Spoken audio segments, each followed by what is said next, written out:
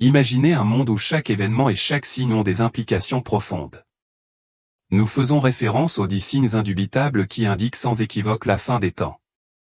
Il ne s'agit pas d'une simple théorie du complot, ce sont des faits concrets et vérifiables. Souvent déformés, le déluge d'informations a semé l'incrédulité chez beaucoup. La désinformation rampante a engendré le scepticisme, mais nous sommes sur le point de présenter des preuves irréfutables que nous vivons les derniers jours. Nous, la génération actuelle, sommes témoins des signes de l'enlèvement. Cela peut paraître surprenant, mais les signes sont partout autour de nous. Bien que nous ne connaissions pas le jour ou l'heure exacte, tout indique qu'ils sont proches. La pandémie n'était qu'un des nombreux signes annonciateurs d'un monde changé à jamais. La prévalence des fausses nouvelles et des prédictions erronées sur l'Antéchrist et des dates précises a égaré de nombreuses personnes, mais cela ne sert qu'à détourner notre attention des véritables signes du retour imminent de Jésus, un retour dont nous faisons tous partie. Le premier signe dont nous allons parler est la résurgence de la nation d'Israël en 1948. Cet événement fut un véritable miracle. Après presque 2000 ans, la nation d'Israël fut restaurée, accomplissant ainsi d'anciennes prophéties bibliques. Jésus a parlé de l'importance d'Israël dans la prophétie des derniers jours, et sans un Israël restauré, de nombreuses prophéties ne pourraient pas s'accomplir. La restauration d'Israël est fondamentale pour la construction du troisième temple, où l'Antéchrist se proclamera Dieu. Dans Matthieu 24, Jésus mentionne l'abomination de la désolation dont a parlé le prophète Daniel. Cet événement ne peut se produire que si Israël est à sa place. L'Antéchrist profanera le temple tout comme Antiochus Épiphane l'a fait dans le passé. Cela a précipité la révolte des Maccabées et a abouti au miracle de l'huile de la Ménorah, célébré jusqu'à ce jour sous le nom de Hanouka. Pour que le temple soit reconstruit, Israël devait être restauré. Cela s'est déjà produit et c'est l'un des signes les plus évidents que nous ayons vus ces derniers jours. Le livre de l'Apocalypse, souvent mal interprété, est un livre d'espoir. L'Apocalypse nous donne un guide dans les temps sombres. Dieu est aux commandes. Jésus a laissé des signes clairs concernant son retour. Il n'a pas donné de date précise car il savait que les gens vivraient dans l'insouciance s'ils connaissaient le jour exact. Au lieu de cela, il nous a donné des signes pour nous préparer et vivre dans la sainteté et la vigilance. Le deuxième signe que nous voulons aborder est la préparation de la construction du troisième temple de Jérusalem. Depuis plus de 30 ans, un groupe prépare les meubles et les ustensiles pour le nouveau temple. Ils forment des Lévites pour servir comme prêtres. Tous les préparatifs sont en cours. Le troisième temple est crucial pour les prophéties des derniers jours, où l'Antéchrist se proclamera Dieu. Parlons maintenant de la grande réinitialisation économique, le troisième signe. Les dirigeants mondiaux parlent ouvertement de la nécessité d'une réinitialisation économique mondiale. Ils pensent que le système économique actuel est brisé et doit être réformé. Cela comprend la création d'une nouvelle monnaie internationale et la numérisation totale de l'économie. La réinitialisation économique est une étape nécessaire pour l'établissement du gouvernement de l'Antéchrist, qui contrôlera toutes les transactions économiques. Cette réinitialisation économique ne concerne pas seulement l'argent, elle implique une restructuration complète du système mondial, y compris l'environnemental et le social. Ils veulent créer un système durable qui contrôle les émissions de carbone et limite le réchauffement climatique. Cela semble être une bonne idée, mais cela entraînera un contrôle total sur la population. Ce que cachent les progrès technologiques et environnementaux, c'est un programme de contrôle mondial. Le quatrième signe est l'inflation mondiale. La Bible prédit une crise économique importante pendant la tribulation. Nous en voyons déjà les signes. L'inflation augmente dans le monde entier, et ce n'est pas la faute des gouvernements individuels. C'est un signe mondial que nous approchons des derniers temps. L'économie mondiale se prépare à la grande tribulation, où la pénurie et la faim seront monnaie courante. L'inflation est hors de contrôle, les prix des denrées alimentaires augmentent rapidement. Cela se produit partout dans le monde. La crise économique de 2008 n'était qu'un avertissement de ce qui va arriver. Les banques centrales n'ont plus d'argent et les nations sont endettées. Cela conduira à la faillite économique mondiale et à l'établissement d'un nouveau système financier contrôlé par l'Antéchrist. Passons maintenant au 5e signe, la tromperie généralisée. Jésus a prévenu que de nombreux faux prophètes et faux enseignants tromperaient les gens dans les derniers jours. Nous le voyons aujourd'hui. De fausses doctrines et idéologies trompent les gens. La tromperie est partout, des médias aux églises. Beaucoup de gens se détournent de la vérité et croient aux mensonges. Cette tromperie est nécessaire pour que l'antéchrist soit accepté. Dans 1 Timothée 4:1, la Bible parle d'esprits trompeurs et de doctrines de démons. Paul prévient que dans les derniers jours, beaucoup se détourneront de la foi en écoutant ces esprits. Nous le voyons aujourd'hui. De fausses doctrines et idéologies trompent les gens. La tromperie est partout, des médias aux églises. Beaucoup de gens se détournent de la vérité et croient aux mensonges. Cette tromperie est nécessaire pour que l'antéchrist soit accepté. Dans 1 Timothée 4:1, la Bible parle d'esprits trompeurs et de doctrines de démons. Paul nous prévient que dans les derniers jours, beaucoup se détourneront de la foi en écoutant ces esprits. Nous le voyons aujourd'hui. L'apostasie se développe. De nombreuses églises abandonnent les doctrines bibliques pour se conformer au monde. C'est un signe clair que nous sommes dans les derniers jours. Le 6e signe est la multiplication de l'iniquité. Jésus a dit dans Matthieu 24:12 que parce que l'iniquité abondera, l'amour de beaucoup se refroidira. Ce verset a été largement discuté parmi les théologiens qui voient l'iniquité comme une augmentation du péché et de l'immoralité dans la société. La réalité contemporaine reflète exactement cela. Les pratiques immorales deviennent courantes et acceptées, tandis que les valeurs chrétiennes traditionnelles sont souvent rejetées et ridiculisées. Dans le contexte biblique, l'iniquité fait référence à la perversité ou à la méchanceté morale. Il ne s'agit pas seulement de la pratique du péché, mais d'un approfondissement de la dépravation. Le théologien John MacArthur note que l'iniquité est un signe d'apostasie, où les gens se détournent de la foi et des principes bibliques. Ce phénomène est visible dans de nombreux aspects de la société moderne, de la prolifération de la pornographie à l'acceptation croissante de modes de vie condamnés par la Bible. Jésus a prévenu que cette augmentation de l'iniquité aurait un impact direct sur l'amour. La froideur de l'amour se voit dans les relations interpersonnelles où l'empathie et la compassion diminuent. La sociabilité humaine est affectée par la méfiance et l'individualisme. L'apôtre Paul en parle également dans 2 Timothée 3, 1-5, décrivant les derniers jours comme des temps difficiles où les gens sont égoïstes, cupides, arrogants et sans amour pour la famille. Les théologiens N.T. Wright et Howard Marshall conviennent que l'augmentation de l'iniquité est la preuve que la société s'éloigne des enseignements du Christ. Wright souligne que la culture moderne valorise l'autonomie personnelle au-dessus de la morale biblique, ce qui conduit à une moralité subjective et à un éloignement de Dieu. Marshall ajoute que sans un fondement moral absolu, la société commence à définir le bien et le mal en fonction des préférences personnelles, ce qui est une recette pour la décadence. Morale. L'augmentation de l'iniquité peut également être observée dans la violence et la criminalité. Les données récentes montrent une augmentation significative des taux de criminalité dans de nombreuses régions du monde. Cette augmentation est souvent liée à l'effondrement des valeurs familiales et au manque de direction morale. En conséquence, les gens deviennent plus enclins à des comportements violents et criminels. Le psaume 11:3 demande, si les fondements sont renversés, que peut faire le juste ? Cela illustre la fragilité d'une société sans base morale solide. La Bible est évidente dans sa condamnation de l'iniquité et son appel à la repentance. Dans Ésaïe 5:20, nous lisons « Malheur à ceux qui appellent le mal bien et le bien mal, qui changent les ténèbres en lumière et la lumière en ténèbres, qui changent l'amertume en douceur et la douceur en amertume. » Cette inversion morale est un signe clair des temps d'iniquité. Le prophète Daniel a également parlé de la multiplication de l'iniquité dans les derniers jours, avertissant d'une période de grande tribulation où la méchanceté se multiplierait. La théologie de Charles Spurgeon met l'accent sur l'Église comme un bastion contre l'iniquité.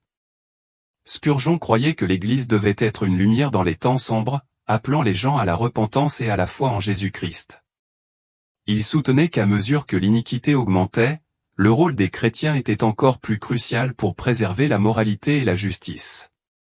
La multiplication des iniquités n'est pas seulement une question d'observation sociale, mais une confirmation des prophéties bibliques sur les derniers jours. Dans sa première épître, Jean nous met en garde contre l'esprit de l'Antéchrist qui est déjà dans le monde et qui promeut la tromperie et l'iniquité. Cet esprit de rébellion contre Dieu et ses commandements est un signe avant-coureur de l'arrivée de l'Antéchrist, qui incarnera l'iniquité dans toute sa plénitude. L'iniquité est un signe clair des derniers jours. La Bible dit que l'Antéchrist est un homme d'iniquité, tout ce qu'il fait est contraire à la sainteté de Dieu. Nous le voyons dans notre société, où les gens vivent sans loi et rejettent la morale biblique. C'est un signe que l'Antéchrist est sur le point d'être révélé. Le 7e signe est l'union des religions sous la direction du pape François. De nombreux chefs religieux croient que toutes les religions peuvent s'unir pour promouvoir la paix dans le monde. Cette initiative se manifeste dans des événements tels que la journée de prière pour la paix, où des dirigeants de différentes confessions se réunissent pour prier. L'intention est noble, promouvoir la paix et la compréhension entre différents groupes religieux. Cependant, cette union peut avoir des implications inquiétantes, notamment en ce qui concerne les prophéties bibliques. L'un des principaux événements qui illustre cette tendance est la rencontre interreligieuse d'Assise, en Italie, en 2016, où le pape François a réuni des dirigeants de diverses religions pour prier pour la paix. Cet événement s'inscrit dans la tradition initiée par Saint Jean-Paul II en 1986. Bien que l'objectif soit de promouvoir la paix, certains théologiens, comme John MacArthur, avertissent que cette union peut conduire à un syncrétisme religieux qui dilue les vérités fondamentales de la foi chrétienne. La Bible met en garde contre l'union de croyances qui nie l'exclusivité du Christ comme seul chemin vers Dieu. Dans Jean 14,6, Jésus dit, « Je suis le chemin, la vérité et la vie. Nul ne vient au Père que par moi. » La crainte est que cette vérité centrale puisse être compromise dans la recherche de la paix et de l'unité. Les critiques soutiennent qu'une religion mondiale qui embrasse toutes les croyances devra inévitablement exclure ou réinterpréter cet enseignement fondamental. Le pape François est un partisan de la culture de la rencontre, qui favorise le dialogue et la collaboration entre les différentes religions. Il a souligné l'importance du respect mutuel et de la coopération pour résoudre les problèmes mondiaux comme la pauvreté et le changement climatique. Cependant, des théologiens comme R.C. Sproul avertissent que le véritable écuménisme doit être fondé sur la vérité de l'Évangile, et pas seulement sur de bonnes intentions. Certains voient l'union des religions comme un pas vers la paix mondiale, mais pour d'autres, c'est un signe de la fin des temps prédite dans la Bible. Dans Apocalypse 17, la figure de Babylone la Grande représente un système religieux mondial qui s'oppose à Dieu. De nombreux biblistes, dont David Jérémie, interprètent ce passage comme un avertissement contre une religion mondiale qui compromet la vérité de l'Évangile. Cette tendance à l'union religieuse se retrouve également dans le document signé à Abu Dhabi en 2019 par le pape François et le grand imam d'Al-Azhar, Ahmed El-Tayeb. Le document de la fraternité humaine pour la paix mondiale et la cohabitation appelle à la paix et à la compréhension religieuse. Si le message de paix est essentiel, le document a été critiqué pour ne pas affirmer l'exclusivité du Christ comme sauveur. Un autre exemple est l'initiative de la maison de la famille abrahamique en construction à Abu Dhabi. Cette initiative comprendra une église, une mosquée et une synagogue dans le même complexe. L'idée est que les adeptes des trois principales religions abrahamiques puissent pratiquer leur culte côte à côte. Bien qu'elle favorise la coexistence pacifique, cette initiative soulève des questions théologiques sur l'intégrité de la foi chrétienne. Des théologiens comme Alistair McGrath soulignent que le dialogue interreligieux est essentiel, mais qu'il ne doit jamais compromettre les vérités essentielles de la foi chrétienne. Dans son ouvrage Christianity, en introduction, McGrath souligne l'importance de maintenir la place centrale du Christ dans toute discussion interreligieuse. L'union des religions est un sujet complexe et controversé. Bien qu'elle favorise la paix et la compréhension, elle présente également des défis importants pour les chrétiens qui souhaitent rester fidèles à l'Évangile. La Bible met en garde contre les faux prophètes et les enseignements qui s'écartent de la vérité. Matthieu 24h24 note que beaucoup verront l'union croissante des religions comme une réalisation possible de ces avertissements. Sous la direction du pape François, l'union des religions favorise la paix mondiale et la compréhension mutuelle. Cependant, cette union pourrait conduire à la création d'une religion mondiale qui compromettrait les vérités fondamentales du christianisme. La Bible nous appelle à être vigilants et à rester fidèles au Christ, même dans les mouvements qui recherchent la paix au détriment de la vérité. À Dubaï, un complexe existe où se trouvent côte à côte un temple chrétien, un temple musulman et un temple juif. C'est un prélude à l'union des religions. La Bible dit que l'Antéchrist utilisera cette union pour tromper les nations. Il se présentera comme un chef religieux qui promeut la paix mais détruira la vérité. Le 8e signe est l'émergence de moqueurs de la foi. La Bible dit que dans les derniers jours, beaucoup se moqueront de la promesse du retour de Jésus. Ils diront, où est la promesse de son avènement? Depuis que les pères se sont endormis, tout demeure comme au commencement de la création, 2 Pierre 3h4. Ce verset reflète l'attitude sceptique et méprisante qui se manifeste dans de nombreux segments de la société moderne. Les gens doutent de la seconde venue du Christ et ridiculisent souvent ceux qui maintiennent cette croyance. À l'époque biblique, la promesse du retour de Jésus était une pierre angulaire fondamentale de la foi chrétienne. Les premiers chrétiens vivaient dans l'attente imminente du retour du Christ, comme en témoigne 1 Thessaloniciens 4, 16-17, où Paul parle de la résurrection des morts en Christ et de l'enlèvement des croyants. Cependant, au fil des siècles, le retard persistant dans l'accomplissement de cette promesse a conduit de nombreuses personnes à remettre en question sa véracité. Le théologien Albert Mollet note que le scepticisme contemporain est amplifié par la progression du sécularisme, qui promeut une vision du monde où le surnaturel est rejeté. Dans la société sécularisée d'aujourd'hui, la foi chrétienne est souvent considérée comme une relique du passé, incompatible avec la modernité et le progrès scientifique. Cette vision a conduit de nombreuses personnes à se moquer des promesses bibliques, notamment de la seconde venue du Christ. De plus, la culture moderne valorise l'immédiateté et la tangibilité, des aspects qui entrent en conflit avec la foi dans l'avenir et les événements spirituels. Jésus nous met en garde contre cette attitude dans Matthieu 24.37-39, en comparant les jours précédant son retour à l'époque de Noé, où les gens vivaient leur vie quotidienne sans se rendre compte de la destruction imminente. Cette indifférence reflète le cœur endurci de l'humanité, qui préfère vivre dans le présent et ignorer les avertissements divins. La montée du matérialisme et de l'hédonisme contribue également à l'émergence de moqueurs de la foi. La poursuite constante du plaisir et de la richesse matérielle peut obscurcir la perception spirituelle des gens. Dans Luc 12.13-21, Jésus raconte la parabole du riche insensé qui a accumulé des richesses pour lui-même, mais qui a dû rendre des comptes à Dieu sans être préparé. Cette parabole met en garde contre les dangers de mettre l'accent sur les biens matériels au détriment de Dieu. Le théologien N.T. Wright soutient que la moquerie de la foi est une manifestation de l'esprit du temps, qui promeut l'autonomie humaine et le rejet de l'autorité divine. Wright suggère que cette attitude de moquerie est en fin de compte une forme de résistance à la souveraineté de Dieu et une tentative d'affirmer le contrôle humain sur le destin. Cette résistance est une caractéristique distinctive des derniers jours. Dans les Écritures, l'influence des médias ne peut pas non plus être ignorée. Les programmes de télévision, les films et même la littérature populaire dépeignent souvent la foi chrétienne de manière caricaturale ou dédaigneuse. Cela contribue à la perception que la croyance au retour de Jésus est dépassée et irrationnelle. Dans 2 Timothée 4, 3-4, Paul prévient qu'il viendra un temps où les gens ne supporteront pas la saine doctrine mais s'entoureront d'enseignants qui disent ce qu'ils veulent entendre. Cette prophétie se réalise à notre époque saturée de médias. Une autre dimension de ce phénomène est l'apostasie croissante au sein même de l'Église. Dans 2 Thessaloniciens 2h3, l'apôtre Paul parle d'une grande apostasie dans les derniers jours.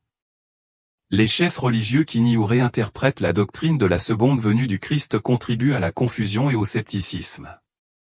Le théologien John Piper prévient qu'un manque d'enseignement solide sur le retour de Jésus rend les croyants vulnérables à la tromperie et au doute. Il est essentiel de se rappeler que les Écritures prévoient et expliquent l'émergence de moqueurs de la foi comme faisant partie du plan divin de Dieu.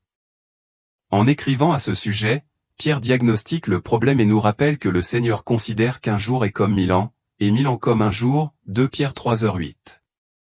Cette perspective divine sur le temps nous encourage à maintenir la foi et la vigilance, sachant que les promesses de Dieu sont certaines même si elles semblent retardées par rapport à nos normes humaines. La moquerie est un signe clair que nous sommes dans les derniers jours. Les gens deviennent de plus en plus sceptiques et incrédules. Ils rejettent la vérité biblique et vivent comme si Dieu n'existait pas. C'est exactement ce que Satan veut. Il veut que les gens se détournent de Dieu et perdent espoir dans le retour de Jésus. Le 9e signe est la guerre de Gog et Magog. Dans Ézéchiel 38, nous lisons qu'une coalition de nations envahira Israël dans les derniers jours. Ces nations comprennent la Russie, la Turquie et l'Iran. Nous voyons ces alliances se former aujourd'hui. La guerre de Gog et Magog sera un événement catastrophique qui précédera le retour de Jésus. Ézéchiel a écrit sur cette guerre il y a plus de 2600 ans, et nous voyons cette prophétie s'accomplir aujourd'hui. Les tensions au Moyen-Orient augmentent, et la Russie, la Turquie et l'Iran se positionnent contre Israël. C'est un signe clair que nous sommes dans les derniers jours. Le 10e et dernier signe dont nous voulons parler est l'avancée de la technologie. La Bible prédit qu'à la fin des temps, la technologie sera utilisée pour contrôler les gens. Dans Apocalypse 13, 16-17, nous lisons à propos de la marque de la bête, qui permettra à l'Antéchrist de contrôler toutes les transactions économiques.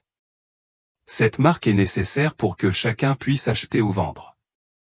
Ce scénario, qui semblait impossible il y a quelques décennies, devient de plus en plus plausible à mesure que la technologie progresse. Dans le contexte biblique, la marque de la bête représente une alliance avec le système de l'Antéchrist, où la loyauté envers ce système est nécessaire pour participer à l'économie. La description d'Apocalypse 13 suggère un contrôle économique total que la technologie moderne pourrait faciliter. La numérisation de l'argent, l'adoption des crypto-monnaies et le développement des systèmes de paiement électronique créent une infrastructure pour ce contrôle. La mise en œuvre de technologies telles que la RFID, identification par radiofréquence, et les micropuces sous-cutanées illustrent la manière dont la technologie peut surveiller et contrôler la population. Des entreprises dans des pays comme la Suède et les États-Unis expérimentent déjà des puces implantées dans les employés pour permettre l'accès aux installations et aux systèmes de paiement. Cette avancée technologique rend l'idée d'un contrôle total de plus en plus réaliste. Le théologien John MacArthur note que le développement technologique est un précurseur naturel de l'accomplissement des prophéties de l'Apocalypse. Il soutient que la technologie avancée ne permettrait de contrôler que les transactions économiques mondiales. MacArthur souligne que l'acceptation croissante des technologies de surveillance et d'identification numérique est un pas vers le scénario décrit dans la Bible. De plus, l'essor de l'intelligence artificielle et de l'apprentissage automatique fournit des outils puissants pour surveiller et contrôler des populations entières. Les systèmes de reconnaissance faciale, les caméras de surveillance et l'analyse de données à grande échelle permettent aux gouvernements et aux entreprises de suivre et d'enregistrer chaque mouvement et chaque transaction. La mise en œuvre d'un système de contrôle mondial devient beaucoup plus réalisable à mesure que ces technologies sont largement acceptées. Dans Daniel 12h4, nous lisons que beaucoup courront çà et là, et que la connaissance augmentera. Certains érudits, comme David Jérémie, interprètent cela comme une référence à l'avancée exponentielle de la connaissance et de la technologie dans les derniers jours. Cette augmentation des connaissances techniques est évidente dans le développement rapide de nouvelles technologies qui peuvent être utilisées à la fois pour le bien et pour le contrôle oppressif. La numérisation mondiale comprend également des initiatives comme la blockchain, qui, bien que favorisant la décentralisation, peut enregistrer toutes les transactions de manière immuable et transparente. Cette technologie peut être une arme à double tranchant, offrant sécurité et confidentialité d'un côté, mais permettant également un contrôle rigoureux de l'autre. La centralisation du pouvoir technologique dans un futur gouvernement mondial pourrait facilement utiliser cette technologie pour suivre et contrôler toutes les activités économiques.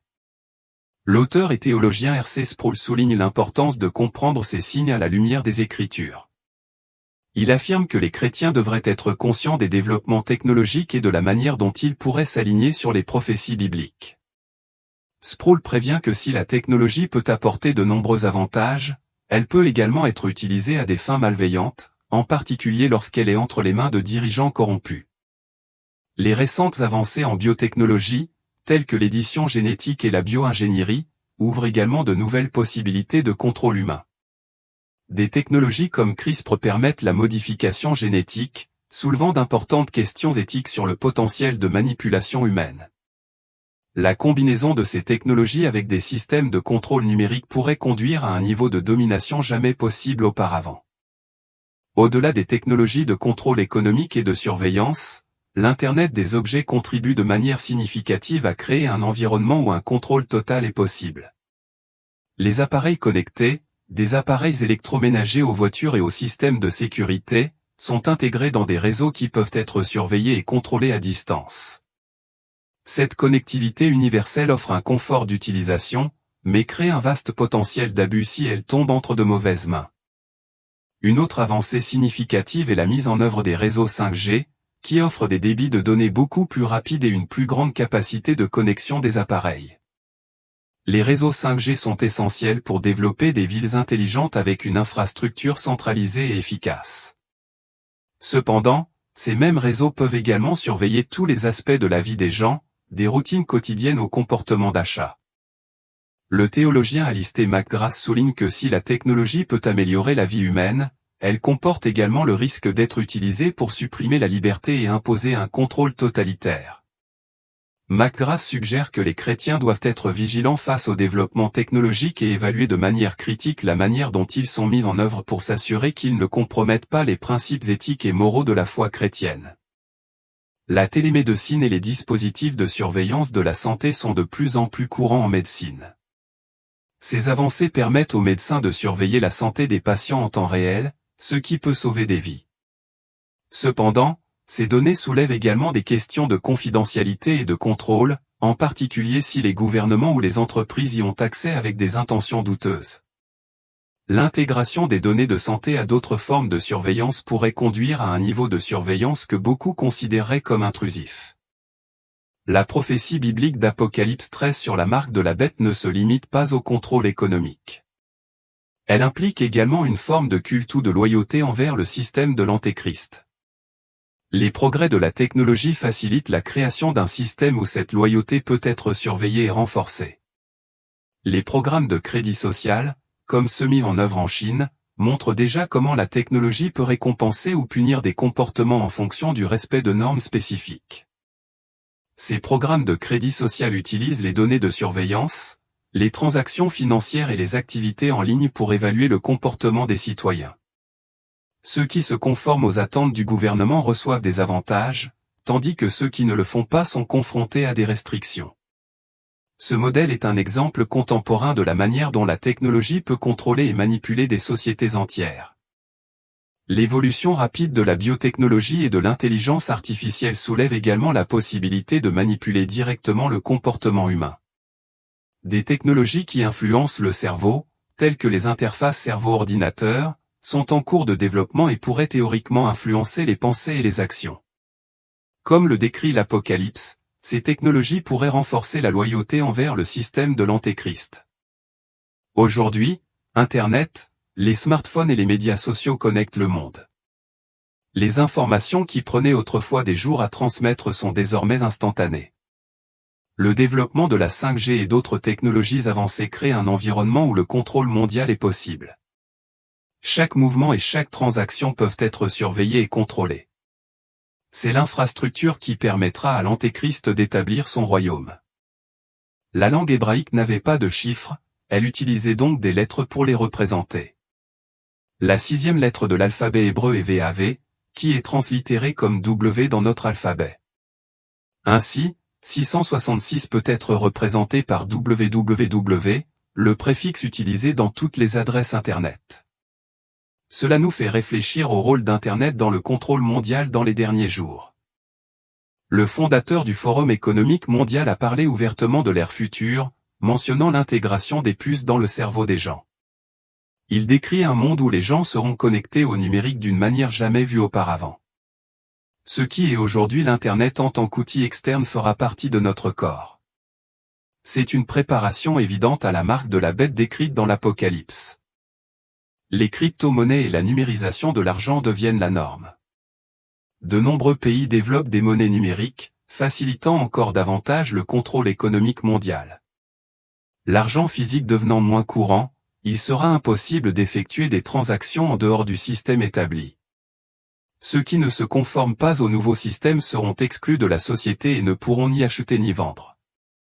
Le métavers est une autre technologie émergente qui se développe rapidement. C'est un univers numérique où les gens peuvent vivre, travailler et s'amuser. Les grandes entreprises investissent des milliards de dollars dans le développement du métavers, le considérant comme l'avenir de l'interaction humaine.